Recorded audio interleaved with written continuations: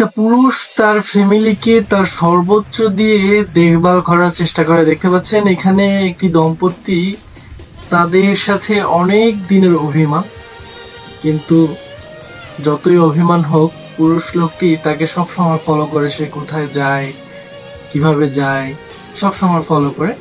তো আজকে ফলো করতে করতে তার পেছনে পেছনে চলে আসছে যে সে বাচ্চা নিয়ে আসলে কোথায় যাচ্ছে। দেখতে দেখতে চলে আসছে, আস্তে আস্তে দেখে এখানে সে বাচ্চাটা নিয়ে যেতে পারতেছে না, এখান থেকে যাওয়া আসাতে খুব অসুবিধা হচ্ছে। তো যাওয়া আসায় অসুবিধা হওয়ার কারণে সে একটা সিদ্ধান্ত নিয়ে নিল যে এখান থেকে যদি একটা চলার মতো সুন্দর একটা ব্যবস্থা করে দিই, ড্রেনটা উপরে যদি একটা কিছু দিয়ে দিই, তাহলে তারা অনায়াসে চলাফেরা করতে পারবে, যেহেতু বাচ্চাকে নিয়ে প্রতিদিন স্কুলে আসা যাওয়া করা লাগে। তো এখান থেকে সে তার জন্য একটা রাস্তার পথ বানানোর চেষ্টা করে। দেখেন সে একটা সিমেন্টের ঝাঁপ নিয়ে আসছে ময়লার ভিতর থেকে বের করে।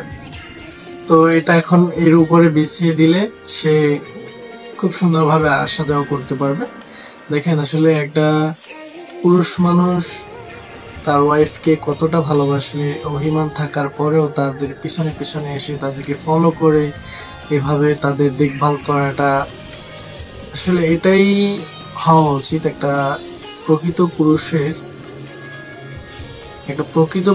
তার ফ্যামিলির প্রতি এরকমই টান থাকা উচিত, তাদের সমস্ত কিছু দিয়ে তাদের সাথে জড়িয়ে থাকা, অভিমান থাকলেও দূর থেকে তাদের দায়িত্ব পালন করা, খেয়াল রাখা, এটাই একটা প্রকৃত পুরুষের কাজ। অনেক পুরুষ আছে যে দেখবেন অভিমান করলে সে তার ওয়াইফকে দেখতেই পারে না, মানে একদম অনেক কথা বলে ফেলে, অনেক তার সাথে রাগ, তার সাথে আবার কিসের সহানুভূতি, তার সাথে কি সে দয়া দেখাবো, তাকে কি আর কেয়ার করবো। কিন্তু দেখেন এখানে এই লোকটা কিন্তু সেটার একদমই বিপরীত। সে দেখিয়ে দিচ্ছে যে আসলে অভিমান যতই থাকুক না কেন, ভালোবাসা কিন্তু দূর থেকেও, অভিমান থাকার পরেও ভালোবাসা যায়, এটাই সে বুঝিয়ে দিছে। আর এখানে তার ছেলেও আছে ওয়াইফের সাথে, তো ছেলের জন্য তো তার আরো টান আছে, ওয়াইফের জন্য তো আরো টান আছে। তো এই সবগুলো মিলিয়ে সে তার ছেলে এবং ওয়াইফের জন্য কত সুন্দর একটা রাস্তা বানিয়ে দিল। তো অবশ্য এটা দেখার পরে তার ওয়াইফ আর বাচ্চা যখন আসবে, তো আমি মনে করি অনেক খুশি হবে। আপনারা কি মনে করেন সেটা একটু কমেন্ট বক্সে জানিয়ে যাবেন। আর ভিডিওটি ভালো লাগলে অবশ্যই শেয়ার করে দিবেন।